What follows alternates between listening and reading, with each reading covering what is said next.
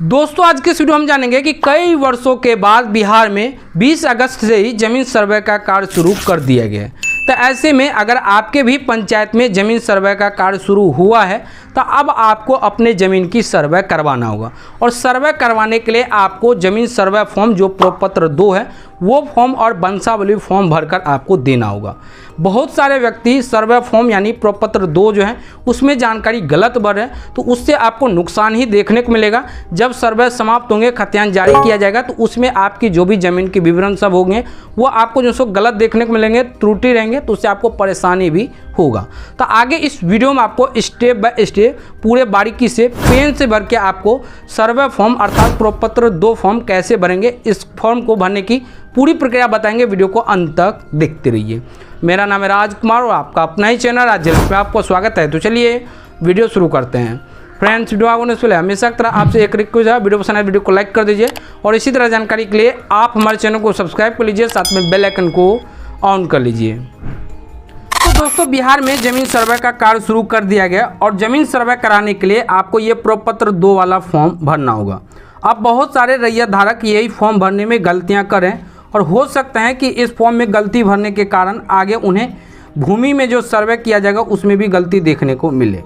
तो अब आप स्टेप बाय स्टेप पूरे बारीकी से जानिए कि ये प्रपत्र 2 अर्थात जमीन सर्वे करने के लिए फॉर्म को कैसे भरेंगे। इस वीडियो में आपको ये प्रपत्र 2 फॉर्म भरकर दिखाने वाला हूँ। अगला जो वीडियो आएगा उसमें आपको ये वंशावली फॉर्म की प्रक्रिया दिखाएंगे कि किस प्रकार से आप ये फॉर्म भरेंगे और उसी वीडियो में आपको ये फॉर्म भी भरने की जानकारी मिल जाएंगे। तो अब आप स्टेप बाय स्टेप प्रपत्र 2 फॉर्म भरने की पूरी जानकारी जानिए, ताकि आप भी अगर अपने ज़मीन की सर्वे कराने हेतु फॉर्म भर रहे हैं तो किसी भी प्रकार की कोई गलतियां या कोई त्रुटि देखने को ना मिले। हो सकता है वीडियो थोड़ा लंबा जरूर हो जाएगा, बट वीडियो को अंत तक देखते रहिए। यहाँ पे देखिए साफ साफ बताया गया है कि प्रपत्र 2 और यहाँ देखिए देखे नियम 6 उप नियम 1। यहाँ पे देखिए बताया गया कि रैयत द्वारा स्वामित्व धारित भूमि की स्वघोषणा हेतु प्रपत्र। अब सबसे पहले दोस्तों यहाँ पे आपको राजस्व ग्राम का नाम लिखना है। जैसे कि आपका जो ज़मीन का आप यहाँ पे सर्वे कराना चाह रहे हैं वो ज़मीन किस ग्राम पंचायत में है वो राजस्व ग्राम का नाम लिख लेना है। जैसे उदाहरण पर्पस मान लीजिए कि मैं यहाँ पे एक जो ग्राम का नाम लिखता हूँ सुखपुर, तो इस तरह से हमने सुखपुर लिख लिया। तो इस तरह से आप लिख लीजिए। अब यहाँ पे देखिए थाना का नाम नहीं पूछा जा रहा है, थाना का नंबर पूछा जा रहा है। अब थाना का नंबर मीन्स ये नहीं कि थाना का आपको जो टेलीफोन नंबर या कॉन्टैक्ट नंबर दे देना है, राजस्व थाना नंबर होते हैं वो आपको दे देना है। तो आपको नहीं पता है तो अपने कर्मचारी से भी पूछ सकते हैं, मेरे यहाँ का थाना नंबर 188 है, तो इस तरह से हमने लिख लिए। अब यहाँ पे देखिए हल्का का नाम नहीं पूछा जा रहा है, हल्का नंबर पूछा जा रहा है। तो आपको मालूम है तो आप यहाँ पे लिख लीजिए, नहीं मालूम है तो कर्मचारी से भी पूछ सकते हैं या ये कॉलम को खाली छोड़ दीजिए। तो मैं इस तरह से यहाँ पे जो सो हल्का नंबर लिख लिए। अब यहाँ पे देखिए आपको जो सो पुलिस थाना का नाम पूछा जा रहा है, यानी कि जो ज़मीन के आप डिटेल बनेंगे वो ज़मीन किस पुलिस थाना में है। तो जो पुलिस थाना में है उस पुलिस स्टेशन का नाम आपको यहाँ पे लिख लेना है। तो मेरा जो सो सुपौल है तो इस तरह से हमने सुपौल लिख लिए। अब अंचल भी मेरा सुपौल ही है तो मैं इस तरह से यहाँ पे सुपौल लिख लिए। अब जिला भी मेरा सुपौल ही है तो मैं इस तरह से यहाँ पे सुपौल लिख लिया। आपका जो भी जिला सब होगा जिला का नाम लिख लीजिए। यहाँ तक फॉर्म भरने में किसी तरह की परेशानी नहीं है। अब यहाँ से जो फॉर्म भरा जाएगा यही आपको थोड़ा बारीकी से समझना होगा। अब दोस्तों यहाँ पे आप थोड़ा बारीकी से समझिए। यहाँ पे देखिए साफ साफ बताया गया कि रैयत का नाम, सह हिस्सेदारों का नाम एवं अंश अगर कोई हो सहित एवं पिता का नाम। अब यहाँ पे कैसे नाम लिखना है, किनका किनका नाम लिखना होगा ये थोड़ा आप बारीकी से समझिए। मान लीजिए कि ए पर्सन के पास कुछ ज़मीन है, ये ए पर्सन हो गया, ठीक है। इसका नाम मान लीजिए 1 मिनट के लिए रामलाल इनका नाम है, ठीक। उसके बाद इनका जो सो 2 पुत्र है, पहला पुत्र हो गया बी और दूसरा पुत्र हो गया सी। अब ये जो रामलाल है यानी कि ए पर्सन है, इनकी मृत्यु हो चुकी है, तो ऐसी स्थिति में इनके नाम से जितने भी ज़मीन है वो जो ये बी और सी पर्सन का होगा, ठीक है। अब ये बी और सी पर्सन क्या हुआ कि रामलाल के मरने के बाद अलग अलग ज़मीन की चाहे मौखिक बंटवारा हो या कैसे भी बंटवारा कर लिया है, तो ऐसी स्थिति में ये बी पर्सन जो है ये बी पर्सन अलग फॉर्म भरेगा और ये सी पर्सन अलग फॉर्म भरेगा। इसमें इनको किसी तरह की परेशानी नहीं है, दोनों को अलग अलग फॉर्म भरना होगा क्योंकि ज़मीन अलग कर ली है। लेकिन अभी क्या है कि ये रामलाल के नाम से ज़मीन था, बी पर्सन और सी पर्सन। जैसे मान लीजिए बी राम नाम का व्यक्ति है और सी जो सो श्याम नाम का व्यक्ति है, तो इस तरह से मैं यहाँ पे श्याम लिख लिया हूँ, तो ये व्यक्ति है। अब ये जो सो राम और श्याम क्या है कि अपने पिताजी की ज़मीन की जोत कोड़ करें, बंटवारा नहीं किए हैं। तो ऐसे में दोस्तों यहाँ पे जो सर्वे करेंगे, यहाँ पे जो नाम लिखेंगे वो जो सो अपना जो सो दोनों भाई का नाम लिखेंगे। अगर बंटवारा हो गया तो फिर अलग अलग भाई को ये फॉर्म भरना होगा। अब कैसे भरेंगे, तो यहाँ पे देखिए साफ साफ जानकारी दी गई है कि रैयत का नाम, हिस्सेदारों का नाम एवं अंश अगर कोई हो सहित एवं पिता का नाम। अब इनका पिता हो गया रामलाल, और यहाँ पे देखिए बी पर्सन यानी जो इसका बेटा है बी वो राम है, तो यहाँ पे क्या करेंगे राम जो सो अपना नाम लिखेंगे। तो इस तरह से राम अपना नाम लिख लेंगे जो भी इनका पूरा नाम है अपने आधार अनुसार। उसके बाद यहाँ पे देखिए राम का कितना भाई है, 2 है, तो 2 अंश हो गए रामलाल का। तो इस तरह से ये क्या करेंगे, यहाँ पे पूरा नाम लिख के यहाँ पे लिखेंगे अंश, और उसके बाद यहाँ पे लिख लेंगे 1/2। इस तरह से 1/2 लिख लिए। और उसके बाद यहाँ पे देखिए बताया कि सही पिता का नाम। अब ये राम के पिता का नाम क्या है, तो राम के पिता का नाम रामलाल है, तो इस तरह से रामलाल लिख लेंगे। इस तरह से आपको नाम लिख लेना है। अब ये तो एक भाई हो गया। इसी तरह से जो इसका दूसरा भाई है श्याम, इसका भी नाम लिखा जाएगा क्योंकि ज़मीन बंटवारा नहीं हुई है और आपस में ये खतियानी कर रहे हैं। अब एक बात और ध्यान है कि जब भी आप ये फॉर्म भरें तो जिस व्यक्ति के नाम से ज़मीन है, अगर उनकी मृत्यु हो चुकी है तो उनके नाम से तो खतियान बनेगा ही नहीं, उनके नाम से सर्वे नहीं होगा।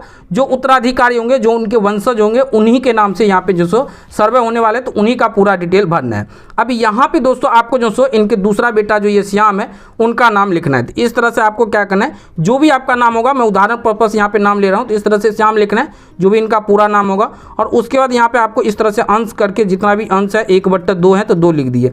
अब श्याम का भी पिताजी कौन है, रामलाल है, तो इस तरह से हमने यहाँ पे रामलाल लिख लिए। तो इस तरह से जो भी आपका नाम होगा वो लिख लेना।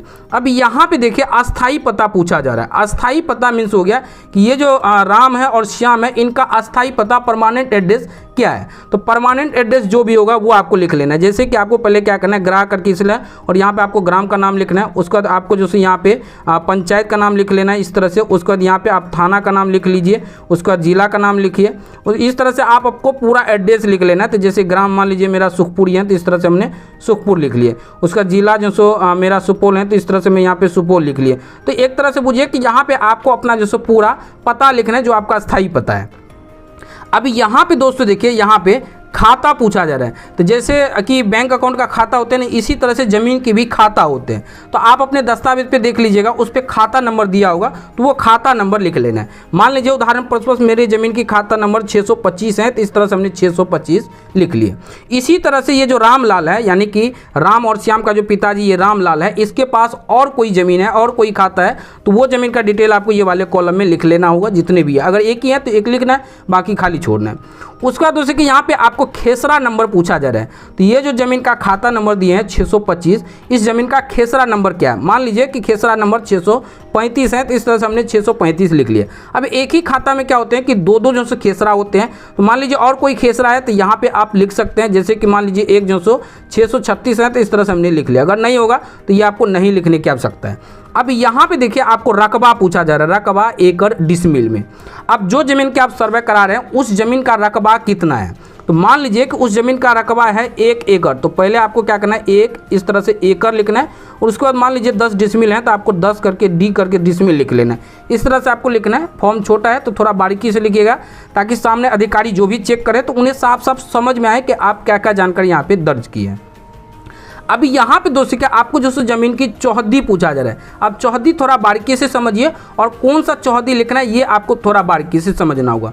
देखिए आपके दस्तावेज पे जो भी चौहद्दी है उनको आपको बिल्कुल भी नहीं देखना है। यहाँ पे आपको चौहद्दी कौन सा लिखना है ये थोड़ा बारीकी से समझिए। ये ज़मीन का जो डिटेल दर्ज किया है इस ज़मीन पे जाइए और देखिए कि वर्तमान समय में जो सो कौन कौन से व्यक्ति आपकी ज़मीन के आसपास जो सो ज़मींदारक है, वो आपका चौहद्दी हो जाएगा चारों तरफ का।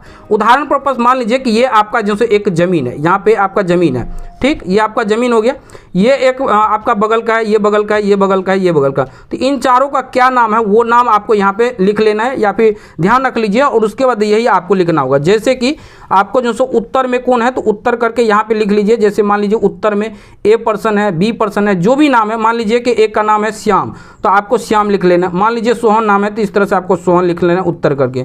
फिर जो सो दक्षिण में कौन है तो दक्षिण करके, मान लीजिए दक्षिण में जो सो शामू है तो इस तरह से आपको सामू लिख लेना है। जो भी व्यक्ति आपका वर्तमान समय का चौहद्दीदार होगा उनका लिखना है। तो उत्तर दक्षिण, उसके बाद यहाँ पे आपको लिखना है पूरब करके, और फिर आपको जो सो यहाँ पे पश्चिम करके चौहद्दीदार का नाम लिखना होगा। अब यहाँ पे देखिए आपको जो सो किस्म ज़मीन पूछा जा रहा है। मैं यहाँ पे गोल गोल घेर रहा हूँ, तो आपको गोल गोल नहीं घेरना है, मैं हाईलाइट करके थोड़ा बता रहा हूँ ताकि आप पूरे बारीकी से समझ पाएँ। यहाँ पे देखिए किस्म ज़मीन पूछ रहा है, जो आपका ज़मीन है वो किस्म ज़मीन है, किस टाइप का ज़मीन है। मान लीजिए कि आपके ज़मीन की जो सो आपकी ज़मीन पे खेती बाड़ी हो रहे हैं तो आपको खेतीहर लिखना है। मान लीजिए कि अभी आप जो सो अपने ज़मीन पे क्या किए हैं, जो मिट्टी निकलवा के पोखर बना लिए, तालाब बना लिए, तो तालाब लिखना है। कोई ऐसा ज़मीन है पहले खेत था लेकिन अब उसमें व्यक्ति जो सो वर्तमान समय में रह रहा है घर सब बना के, तो वो एक तरह से आवासीय ज़मीन हो गया। जो भी ज़मीन है वो आपको लिखना होगा। तो यहाँ पे जैसे मान लीजिए कोई आवासीय ज़मीन है, कोई घर बना के रह रहा है, तो ऐसे में आपको यहाँ पे आवासीय लिख लेना है। तो इस तरह से आप छोटा छोटा अक्षर में लिखिएगा या फिर ऐसे तिरछा करके लिखेंगे तो आ जाएगा। उसके बाद यहाँ देखिए शेष को छोड़कर लगान। अब ये थोड़ा आपको बारीकी से समझना होगा। मान लीजिए कि जो ज़मीन का आपने ये डिटेल दर्ज की है, इस ज़मीन का आपका जो सो खाता खेसरा सब कुछ है, ठीक है, लेकिन इसका रसीद नहीं कट रहा है, दाखिल खारिज नहीं हुआ। तो ऐसे में आपको ये दोनों कॉलम को बिल्कुल खाली छोड़ देना है, ऐसे में आपको ये कॉलम को नहीं भरना है। अब दोस्तों लेकिन अगर आपकी ज़मीन की दाखिल खारिज हो रखी है, ठीक है, तो ऐसे में दोस्तों आपके ज़मीन के जो रसीद सब कट रहे हैं वो रसीद में देखिए शेष को छोड़कर जो लगान होगा वो आपको लिख लेना है। जो चीज़ आपको समझ में नहीं आ रहा है आप इस कॉलम को खाली भी छोड़ सकते हैं या फिर अपने कर्मचारी से भी पूछकर इस फॉर्म को भर सकते हैं कि शेष को छोड़कर लगान कितना होगा, या फिर जो लगान कटा होगा उस पर भी देख सकते हो, उस पर भी दिया रहता है। अब यहाँ पे देखिए जमाबंदी संख्या पूछा जा रहा है, तो आप जो ये ज़मीन का डिटेल दर्ज किए हैं, इस ज़मीन का जो सो आपके पास ना डॉक्यूमेंट जो होगा उस पर जमाबंदी नंबर दिया होगा, तो वो जमाबंदी नंबर देख के लिख लीजिएगा। अब ये जो मेन फॉर्म है, इसी ये वाले जो ऑप्शन है इसमें मेन इम्पोर्टेंट है। अब इसको आपको थोड़ा बारीकी से समझिए। यहाँ पे देखिए साफ साफ बताया गया है कि भूमि पर दावा का आधार तथा उत्तराधिकारी दान, क्रय बंदोबस्त व अन्य। अब यहाँ पे आपको बताना होगा कि जो ज़मीन आपका है वो ज़मीन किस प्रकार का ज़मीन है।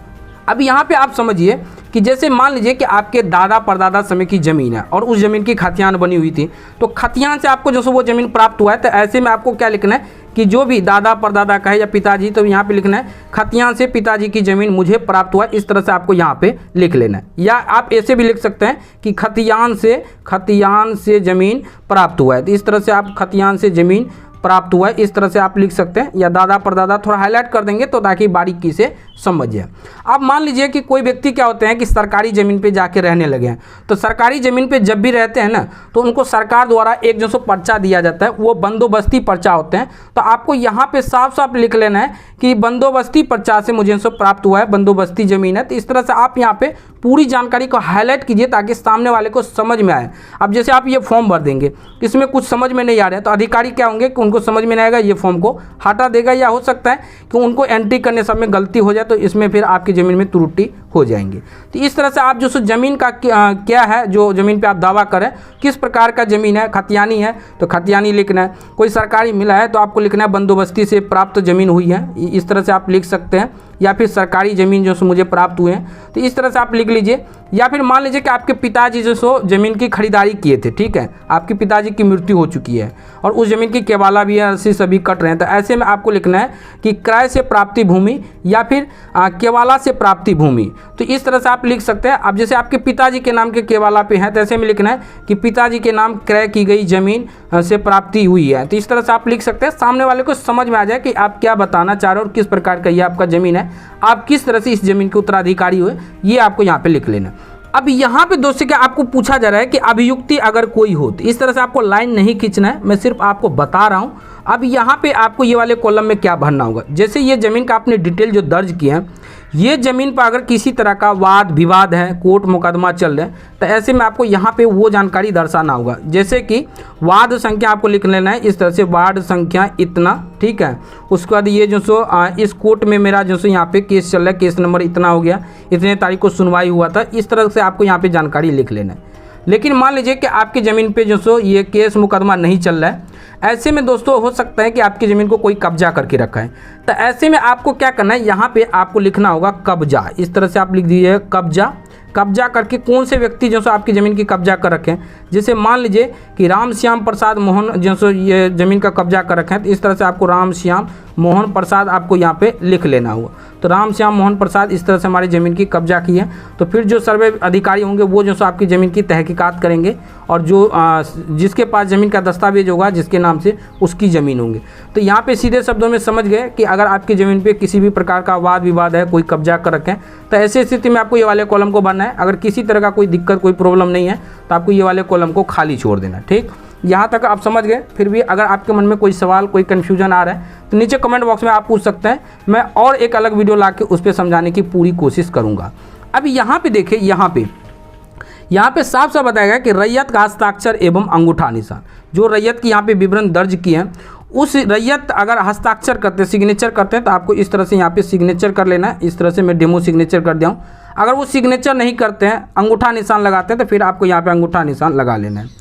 उसके बाद यहाँ पे देखिए आपको मोबाइल नंबर एवं आधार संख्या, तो आपको क्या करना है, इस तरह से मोबाइल करना है और यहाँ पे जो भी मोबाइल नंबर होगा इस तरह से आप जो से यहाँ पे मोबाइल नंबर सब लिख लीजिएगा। उसके बाद यहाँ पे देखिए एवं आधार संख्या, तो आपको यहाँ पे आधार ये पूरा लिख लीजिए या फिर आधार करके आप जिनका भी उनका आधार सब है इस तरह से आप यहाँ पे लिख लीजिएगा 12 डिजिट का आधार नंबर। ठीक है, इस तरह से। अब एक और आपके मन में सवाल आता होगा कि जैसे कि इसमें 2 रैयत है तो क्या दोनों का सिग्नेचर होगा? तो अगर दोनों सिग्नेचर करते हैं तो फिर भी कोई दिक्कत वाली बात नहीं है। अगर एक सिग्नेचर करते हैं जब भी कोई वाली दिक्कत बात नहीं है। बस यहाँ पे एक रैयत धारक या जितने भी हैं वो सिग्नेचर कर सकते हैं। ठीक है, अब यहाँ पे आइए, यहाँ पे देखिए, यहाँ पे एक जो से यहाँ पे पूछा जा रहा है स्थान। अब स्थान मीन्स हो गया कि आप कहाँ से ये फॉर्म को सबमिट किए। तो जैसे कि मेरा यहाँ पे देखिए राजस्व ग्राम है, लेकिन जो आपका अस्थाई पता होगा जहाँ से फॉर्म सबमिट किए वो आपको यहाँ पे लिख लेना है। तो जहाँ से भी आप फॉर्म सबमिट किए वो स्थान का नाम लिखना है। तो मैं इस तरह से यहाँ पे दोस्तों सुखपुर लिख लिया हूँ। उसके बाद यहाँ देखिए तिथि पूछा जा रहा है कि कितने तारीख को जो सो आप ये फॉर्म को जमा करें। तो जितने तारीख को आप जमा करें, जैसे मान लीजिए कि मैं आज जमा कर रहा हूँ तो इस तरह से मैं यहाँ पे डेट लिख लूँगा 5, उसके बाद 9/2024, इस तरह से मैं यहाँ पे डेट लिख लिया हूँ। तो दोस्तों कुछ इस प्रकार से भर सकते हैं। अब इसी जगह दोस्तों अगर आपका क्रय किया गया ज़मीन है, मान लीजिए कि आपने जो सो आपके पिताजी खुद ज़मीन खरीदे थे या फिर हो सकता है कि आप खुद ज़मीन खरीद रखें, तो ऐसे में यहाँ पे आपको अपना नाम लिखना है, यहाँ पे पिताजी का नाम लिखना है, यहाँ पे स्थायी पता लिखना है, खाता नंबर लिखना है, खेसरा नंबर लिखना है, रकबा, चौहद्दी, किस प्रकार का ज़मीन है वो आपको लिख लेना है, आवासीय है, खेतीहर है या फिर जो सो तालाब से बना रखे हैं, तो इस तरह से आपको यहाँ पे लिख लेना है। शेष को छोड़कर आपको यहाँ पे लगान बताना होगा, उस ज़मीन की जमानदी नंबर क्या है, जितना भी होगा वो आपको लिख लेना है, किस प्रकार का ज़मीन है। तो केवाला से प्राप्त हुआ है तो यहाँ पे लिख लेना है, क्रय से ज़मीन प्राप्त हुई है या केवाला से ज़मीन प्राप्त हुई है। अगर उस ज़मीन पर कोई वाद विवाद या कोई कब्जा कर रखा है तो वो जानकारी यहाँ पे दर्ज कर सकते हैं, अन्यथा आपको खाली छोड़ देना है। तो कुछ इस प्रकार से आप ये फॉर्म को भर सकते हैं। फिर भी ये फॉर्म भरने में या समझने में कोई परेशानी हो रही है तो नीचे कमेंट बॉक्स में आप बेझिझक हमसे पूछ सकते हैं। आई होप कि ये वीडियो आपको पसंद आएगा। वीडियो पसंद आए तो लाइक कीजिए, अपने दोस्तों के साथ इस वीडियो को जरूर शेयर कीजिए और आपके मन में कोई सवाल, कोई कन्फ्यूजन या कुछ पूछना हो तो नीचे कमेंट बॉक्स में आप बेझिझक हमसे पूछ सकते हैं।